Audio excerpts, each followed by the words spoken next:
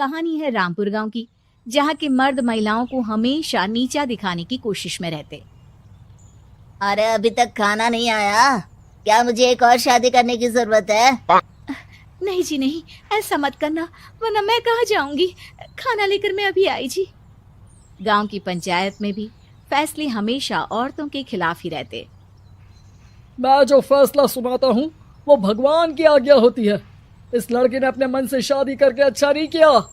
लड़के को घर भेज दो और इसकी शादी इसकी जाति की किसी लड़के से करवा दो, लेकिन ये लड़के, इसे तो गांव के बाहर निकाल दो। नहीं नहीं जमींदार साहब, ये क्या बोल रहे हैं? ऐसा नहीं हो सकता। मेरी बेटी मासूम है, इसे अच्छे बुरे की समझ नहीं है। अरे कहाँ जाएगी ये बेचारी? कहाँ जाएगी? इतनी चिंता है तो पूरे परिवार का गांव निकाला कर देते हैं। बेचारे पूरे बसे बसाए परिवार को गांव छोड़ना पड़ता है। चाहे जो हो, अगर बेटियों को कंट्रोल नहीं कर सकते तो गांव में रहने का कोई मतलब नहीं है। यहाँ औरतों को दब कर रहना होगा। कोई भी अपने हिसाब से कुछ नहीं कर सकता, सब ईश्वर की मर्जी से ही होगा। तभी गांव का एक आदमी दौड़ा दौड़ा आता है। सरपंच साहब, जमींदार साहब, वो कालिया है ना, उसकी बेटी पढ़ने के लिए शहर जा रही है। अच्छा, ये कब हो गया? और कालिया की हिम्मत कैसे हो गई ऐसा करने की? लेकर आओ उसे और उसकी बेटी को। बस फिर क्या था, हाजिर हो जाते हैं कालिया और उसकी बेटी सरपंच के सामने। अरे कालिया, ये क्या सुनने में आ रहा है? बेटी को इंजीनियर बना रहा है तू? और ये बता, गांव में तो स्कूल नहीं है, फिर कहां से इतनी क्लास पास कर गई तेरी बेटी? राधा, जो कि कालिया की बेटी है, उसे लगता है कि सरपंच उसकी तारीफ कर रहे हैं। सरपंच जी, मैंने ऑनलाइन पढ़ाई की है, डिस्टेंस लर्निंग से। सभी में मैंने अच्छे नंबर पाए हैं, जिसे देखते हुए शहर की इंजीनियरिंग कॉलेज में मुझे स्कॉलरशिप मिली है। वाह जी वाह, क्या होती है ये? पहले तो ये बताओ, फिर आगे की बात करते हैं। पूरा गांव राधा की बात सुन रहा था और राधा बोलती जा रही थी। तो ऐसे मैं फ्री में एक अच्छी शिक्षा लेकर गांव में जो कुछ परेशानियां हैं, जैसे बिजली, पानी और इंटरनेट जैसी समस्याओं के लिए काम करूंगी। मैं गांव को शहर से जोड़ने के लिए पुल का निर्माण करवाने का प्रस्ताव रखूंगी। मुझे पूरी उम्मीद है कि जल्द ही हमारा गांव भी तरक्की की राह पर चल पड़ेगा।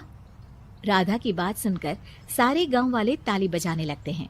सरपंच को समझ नहीं आता कि वो क्या करे। चुप रह नादान लड़की, गांव के खिलाफ जाने के लिए तुझे गांव से बेदखल कर दिया जाएगा, वो भी पूरे परिवार के साथ। और हाँ, अगर ठीक से गांव में रहना चाहती है तो ये पढ़ाई लिखाई छोड़ दे। हम तेरे लिए गांव का कोई होनहार लड़का देखेंगे। तभी गांव का एक आदमी बोल पड़ता है। अरे नहीं नहीं सरपंच जी, राधा बिटिया जो बता रही है, अगर वैसा हो जाए तो हम लोगों को पैसा कमाने के लिए बाहर नहीं जाना पड़ेगा। हाँ जी, और ना ही कोसों दूर पानी के लिए भटकना पड़ेगा। हमारे बच्चे भी अच्छी पढ़ाई कर सकेंगे और आगे बढ़ेंगे, ना कि हमारी तरह खेती करते बैठेंगे। क्यों गांव वालों, राधा बिटिया का साथ देना चाहिए ना। सरपंच देखता है कि गांव राधा के साथ है तो वो चुप हो जाता है। वो घर आकर अपने सलाहकार से बात करता है, जो बहुत ही चालाक किस्म का इंसान होता है। अरे सरपंच साहब, आपको बहुत ही होशियारी से काम लेना पड़ेगा। एक बार गांव तरक्की कर गया, यहाँ के बालक पढ़ लिए तो कोई ना पूछेगा आपको। और फिर ये जो बेटा और बेटी है ना आपके, इनको भी आम लोगों की तरह ही जीवन जीना होगा। हाँ, लेकिन करे तो क्या करे? वो ना आप मुझ पर छोड़ दीजिए, बस मैं जैसा बोलूं करते जाइए। अगले रोज सुबह जब गांव वाले सोकर उठते हैं तो राधा के घर के बाहर और साथ ही वो लोग जिन्होंने राधा का सपोर्ट किया था, उनके घर के आगे लाल रंग से कल आऊंगी लिखा होता है। कल आऊंगी? ये क्या होता है? अरे यह तो खून से लिखा है, लगता है कोई भूत प्रेत या चुड़ैल का साया है। चलो सरपंच जी के पास चलते हैं। सभी सरपंच के पास जाकर उसे सारी बात बताते हैं। और ये तो बड़ी मुश्किल की बात है। चलो, मैं एक बाबा को जानता हूँ, उन्हें बुला लेता हूँ। सरपंच बाबा को लेकर गांव के घर के बाहर जाता है। ओहो, तो ये वो चुड़ैल है जो उन लोगों को निशाना बनाते हैं जो गांव को बदलने का सपना देखते हैं। वो गांव को ऐसे ही संपन्न देखना चाहती है। वो नहीं चाहती कि कोई बाहरी यहाँ का कायाकल्प करे। क्या तुम लोगों में से किसी ने गांव को बदलने की सोच रखी है? तभी राधा की माँ रोते रोते आती है। मेरी राधा घर से गायब हो गई है। अरे कोई तो बचाओ, मेरी बच्ची कहाँ गई?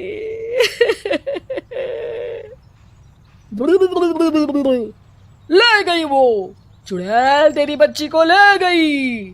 अब वो उसे श्रापित करके छोड़ेगी। उस पर चुड़ैल का साया हो जाएगा। तभी बुरी सी हालत में राधा भी वहां आ जाती है। उसके बाल चुड़ैल की तरफ फैले होते हैं और कपड़ों में खून लगा होता है। सभी राधा को देखकर डर जाते हैं। माँ, पता नहीं मुझे कौन उठा कर ले गया था। अरे दूर दूर हो जा चुड़ैल, अब हम लोग इस गांव में नहीं रुकेंगे। अरे कैसी बातें कर रहे हैं आप?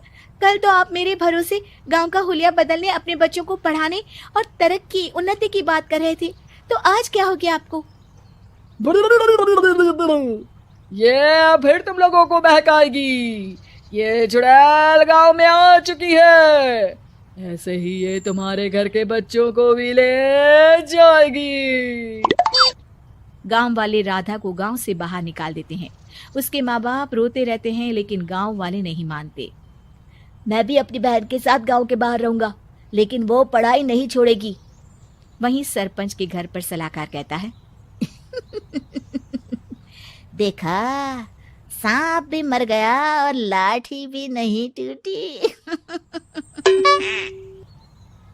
लेकिन अगले ही दिन सरपंच के घर के बाहर भी वही शब्द लिखे होते हैं। और फिर सरपंच की बीवी कहती है, हमारी बेटी को किसी ने अगवा कर लिया है। तभी राधा का भाई वहां आ जाता है।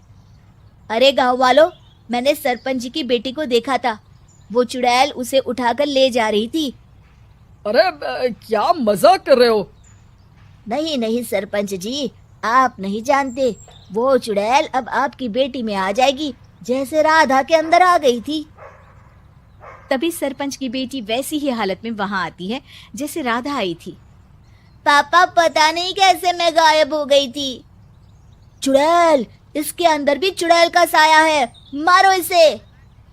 अरे नहीं नहीं, इसे भी राधा के पास गांव के बाहर ही भेज दो।